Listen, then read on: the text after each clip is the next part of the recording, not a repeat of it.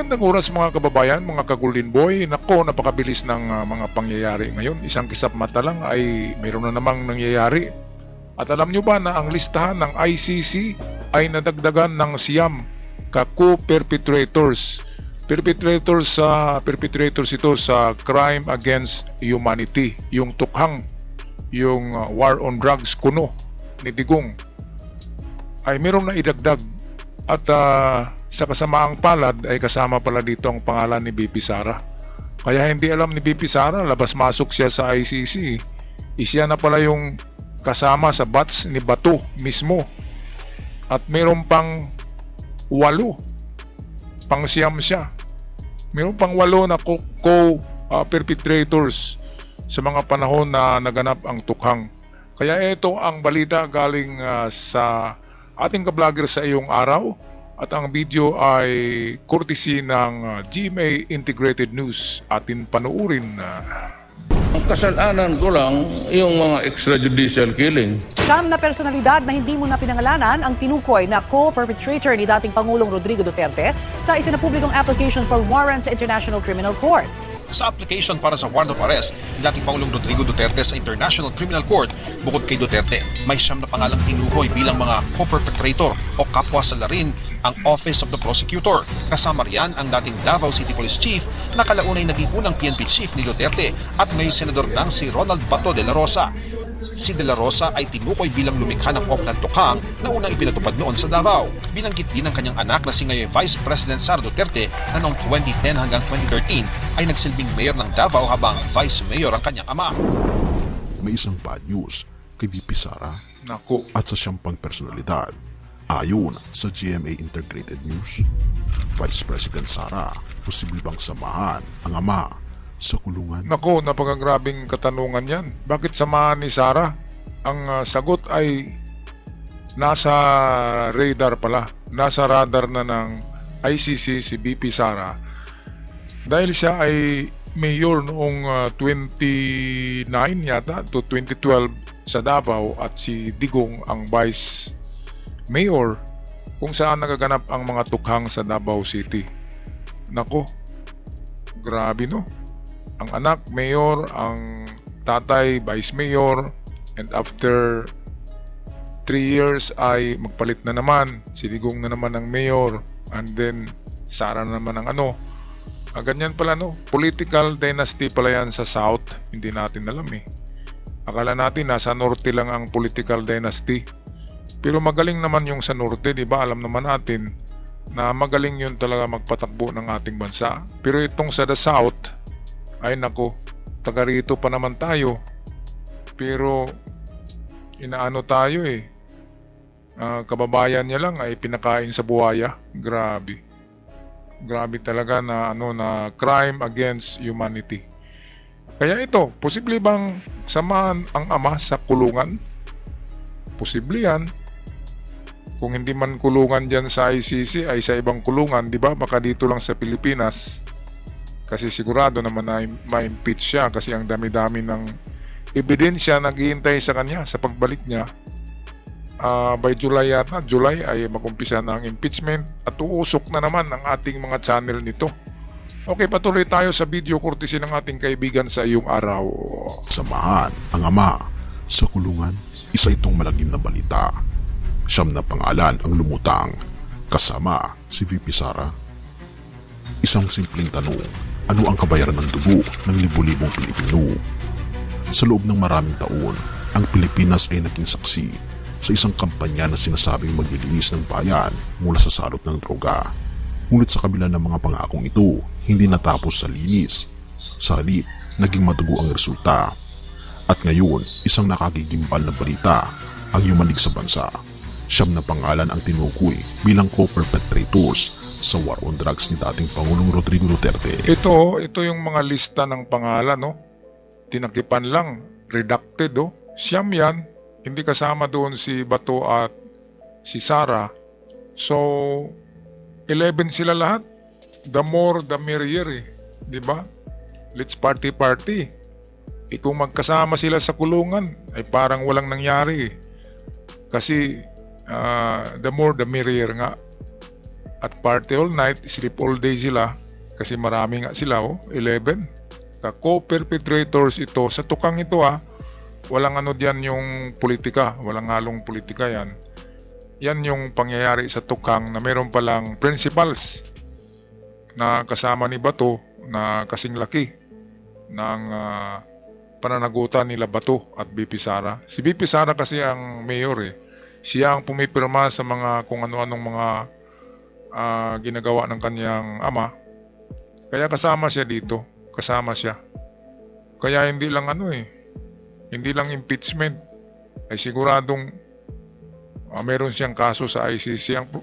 Ang nakapa lang sa akin, bumilib ako sa sa tapang ng utak ni Sara, yung kanyang sarili ba pa smile doon sa dahig kasama si Roque, parang namamasya lang, di ba? Nakipag-usap pa sa mga doon, mga supporters nila. Kung ako niyan ay iyak na lang ako. Iyak na lang, hindi na ako makipag-usap. Walang pupuntahan Talagang kulungan. Kaya bilib ako Bilib ako sa yung magaling sila magdala ng sarili nila, di ba? Pa-smile. Katulad din ni Roque, paano-ano lang, di ba? Akala nila walang naghihintay na kaso. Ipag-uwi dito sa Pilipinas, kulungan ang naghihintay. Kaya maganda na diyan sa dahig, pasyal-pasyal na lang diyan. At mag-selfie na lang, di ba? Sa magagandang lugar. Para at least mayroong remembrance before makulong. Okay, so ito, hindi dinidisclose, hindi pinapakita ang mga pangalan na ito kasi para hindi makasibat. Sinisikreto lang ng ICC. Ayan listahan. Ang nagpalabas niyan ay hindi ako, kundi ang GMA Integrated News. Ang ICC ay mayroong siyam na personalidad. Nahuhulihin kasama diyan, sabay diyan si Bato at kasama na daw si BP Sara diyan. Okay, patuloy tayo sa ating video. The war on drugs ni dating Pangulong Rodrigo Duterte. Pero sino nga ba sila? Ayon sa GMA Integrated News, ang International Criminal Court or ICC ay naglabas ng aplikasyon para sa warrant of arrest, ngunit ang karamihan sa mga pangalan ay nanatiling tinakpan para sa kanilang seguridad, pero hindi lahat ay nakalusot. May mga partikular na personalidad na hindi na kayang itago pa. Isa na rito, si Senador Ronald Bato de la Rosa. Ayan Bato, hindi na daw may tago yung pangalan mo. Klarong-klaro na. Kaya i-smile ka pa ba dyan? Ay magseryoso ka na. Dahil sigurado kahit sa ang news tingnan natin, ikaw talaga yung number one. Number one, pangalawa kay Digong. At don't worry, marami naman pala kayo. Meron pang siyam, so 11 kayo lahat. Pang 12 si Digong, isang dosina. Maganda, magaling, napakarami. So, bibong bibo, di ba? Sa kulungan. O eto, pa-smile din si Bato kasi itatago daw siya ng Senado Ay nako, napaka talaga ng utak ni Bato, napakahina. Sabi ni si Escudero, meron ka lang proteksyon kapag nasa loob ka ng Senate House or Senate Building. Kaya doon ka natitira sa Senate. Pero kung lalabas ka, example, bibili ka lang ng tinapay o candy, pwede kang hulihin basta lalabas ka sa gate ng building ng Senado. Kaya hindi yan proteksyon na very partial protection lang yan. Kasi paglabas mo sa building ay huhulihin ka na Ihintayin ka talaga ng Interpol. Ngayon, hindi rin matagal ang proteksyon. Sabi ni Chis Escudero, pinakamatagal ng 5 buwan na maproteksyonan ka sa loob ng Senado. Kaya gumawa ka ba ng ibang paraan dahil ang proteksyon ng Senado ay limitado lamang. Gumawa ka ng paraan. Gumawa ka ng tunnel, di ba? Yung tunnel na aabot doon sa buwan o kaya aabot doon sa Biringan. Ano ba yung kuweba na na mysterious na cave, doon ka magtago para hindi ka makikita. Doon sa Biringan, mga kanto daw yung nandun O kaya doon sa tunnel ni Kibuloy sa KOJC para gagamitan ka naman ng heartbeat na sabi mo heartbeat detectors. Kaya nakakatawa yung heartbeat eh. Mayroong 7 heartbeat, paglabas kulang ng isa eh. Okay, so balik tayo sa ating video. Utak sa likod ng Oplang Tukhang, ika pa ng GMA, ang programang naging simbolo ng madugong kampanya laban sa droga. Hindi lang siya, lumutang rin ang pangalan ng dating Davao City Police Chief Vicente Danao, isang malapit na alyado at tagapagpatupad ng mga patakaran ng administrasyon noon. Ito bagong pangalan din to, no? Vicente Danao ba yun? Bagong pangalan yan. Yan ay nasa listahan daw ng ng ICC. Ngunit isang pangalan ang nagdulot ng matinding ingay. Ito ang grabe. Vice President Sara Duterte. Ang tanong, lalabas pa ang warrant of arrest laban sa kanya? Pero bakit siya? Maaring iniisip mo, paano napasama si VP Sara sa listahan? Simple lang, siya daw ang naging mayor ng Davao City mula 2010 hanggang 2013, habang ang kanyang ama naman ang vice alkalde. At kung babalikan natin ang kasaysayan, sa panahong ito unang nag-ugat ang kampanya ng pamamaslang laban sa mga hinihinalang drug personalities, ayon pa sa GMA Integrated News. Ngunit hindi lang iyon, sa aplikasyon ng warrant of arrest, inilista ng ICC ang mga ebidensya laban kay Duterte at sa kanyang mga kasamahan. Hindi lang ito base sa testimonya ng mga saksi, kundi pati sa mga talumpati at pahayag ng dating Pangulo, mga ordinansa at memorandum, mga dokumento mula sa PNP at iba pang ahensya. Ayon pa sa GMA News, kasama rin dito ang mismong drug watch list na ginamit bilang batayan sa mga operasyon. Pumatay ako ng 1,700 na tao noong ako ay mayor. O kaya naman, ang kasalanan ko lang ay extrajudicial killing. Ngunit dati, tila walang epekto ang mga ganitong pahayag. Pero ngayon, may nagbago. Kaya ano na ang mangyayari? Ayan, so ang pagkakamali kasi ni Digong ay kahit hearing sa Congress, di ba? Napanood nyo, inaamin niya lahat eh. Tapos ginagawa niyang joke. Hindi joke kasi nag-pledge ka, di ba? Tinaas niya yung kamay niya. At lahat nag-pledge siya, merong oath, sinasabing oath. At kapag nag-o-oath ka, ibig sabihin lahat ng sinasabi mo diyan sa Congress ay hindi joke, totoo. Kaya ni-record yun ni Trillanes, nire-record ni Trillanes yun. At hindi lang ni Dilima. At isinubmit nila sa ICC. Kaya itong si Dilima talaga ay nag-revenge talaga ito kay Digong. Kasi nakulong ba naman, ipinaratangan lang eh. Alam naman natin kung sino talaga ang totoong drug lord, di ba? Ipati nga yung kabit ni Dilima na na driver niya ay inaano pa ni Digong eh. Pinalabas pa yung video, ganyan talaga sila maninira. Si Digong marami namang kabit, di ba? Hindi naman siya sinisiraan ni Dilima. Kaya wag na isama sa yung mga personal na issue sa politika, di ba? Ang ginagawa nila Digong ay kahit mga relasyon mo ay inuungkat nila eh. Talagang sisiraan ka talaga nila. Ngayon ito na ang paghihiganti ni Leila Dilima. Nakaganti rin siya, grabe.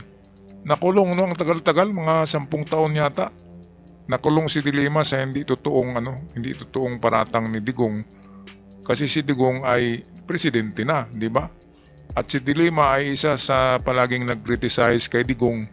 Kaya ang ginawa ni Digong, piniprame up niya, tinaniman ng mga droga kung ano-ano at ikinulong. Grabe. Ngayon na ang pagkakataon na makaganti si Dilima dito. At pati si Trillanes. Bilib lang ako kay Trillanes. Ang tagal-tagal na talaga hinabol ni Trillanes tong si Digong. Bilib ako kay Trillanes, matapang, hindi takot sa mga DDS eh.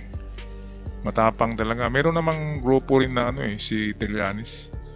Yung Magdalo ba yun? Yung grupo niya.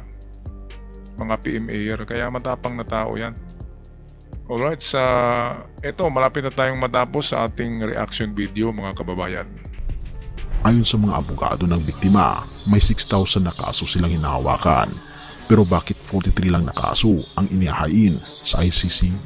Ang sagot, pinili lamang ang mga kasong naglalaman ng matinding ebidensya at naglalarawan ng brutalidad ng war on drugs. 19 sa mga kasong ito ay naganap noong si Duterte ay mayor pa lang ng Davao, habang 24 naman ang naganap noong siya ay Pangulo na. Halos imposibleng ipresenta ang lahat ng 6,000 na napatay sa ilalim ng operasyong pulisya, lalo na ang tinatayang 15,000 hanggang 30,000 ayon sa civil society organizations. Paliwanag ng abogado ng mga biktima, kaya pinili ang mga pinakamatitinding kaso na sumasalamin sa tindi ng mga pagpatay. Pero ano ang kahulugan ito para kay VP Sara at sa mga iba pang personalidad? Ito ang kahulugan diyan ay wala na, madilim na, di ba? Madilim na at malamig na ang rihas na himas-himasin. Di ba? At itong 6,000 na documented na pagpaslang, dokumentado 6,000. Yung iba hindi documented 6,000 na kaso ang isinabmit sa ICC. Pero narinig nyo kanina, 19 lang yata o 24 yung yung bibigyan ng diin, kasi yun lang talaga ang malakas ang ebidensya. So 24 kakaso. Iisang kaso nga lang, kulong ka na kapag na-prove na guilty ka, di ba? Lalo na kapag 24, ibig sabihin 24 times ang life imprisonment ni Digong, di ba? Kung ganun, kung ma-prove na yung 24 na murder ay gawa nila, gawa ng EGK, ng tauhan ni Digong, ay siguradong times 24 life imprisonment. Merong ganun na ikukulong ka 10 beses na life sentence. Merong ganun. Lifetime imprisonment times 10. Grabe na sentensya yan. Minsan lang nangyari yan Kasi pagpatay ka na talaga, ibabaon ka na, di ba? Kaya ako, mga kababayan, kapag nag-predict ako, hindi ko kasi yan sinasabi kung hindi ko na nakukompute sa aking utak ang lahat ng patutunguhan nito. Ibig sabihin, meron tayong mga probability nito. Kaya sa aking prediction, magiging sample itong kaso ni Digong ay magiging sample sa mga taong gustong tutulad sa kanya. Ang hatol nito ay life imprisonment at mayroong konting discount. So sabihin natin na mayroong 50 years kasi matanda na siya of life imprisonment. Pero life imprisonment pa rin yun. Kasi hindi naman aabot pa si Digong ng 30 years, di ba? Siguro 10 years na lang o 5 years na lang yung kanyang buhay. Kaya yan ang prediction ko. Kayo mga kababayan, anong prediction nyo? Yung bring home Digong, hindi na mangyari yan. Kasi nasa ICC na hindi na natin saklaw ang ICC, hindi na natin madiktahan ang ICC, iba na yung korte doon. Rome Statute ang sinusunod nila na batas. Kaya kung makulong ka na doon, ay doon ka na sa malamig na mga facilities, prison facilities sa Sweden. At yung iba pa dyan, malamig daw Kaya ito ang prediction ko, talagang mahatulan si Digong at hindi na siya makakabalik. Kahit anong galing ba yung Kaufman nila na attorney ngayon, talagang solido talaga ang ebidensya ng ICC. At mayroon pang parating na iba pang mga testimonial witness. Kaya solido ang ebidensya ng ICC. My final prediction ay mahatulan talaga si Digong. Pati na yan si Bato. Si VP Sara ay ma-impeach. Yan ang aking prediction. Kayo mga kababayan, anong prediction nyo? Okay, paki-comment sa ating comment section. Ako'y magpaalam na. Maraming salamat. Ingat ang lahat. And God bless our motherland, the Philippines.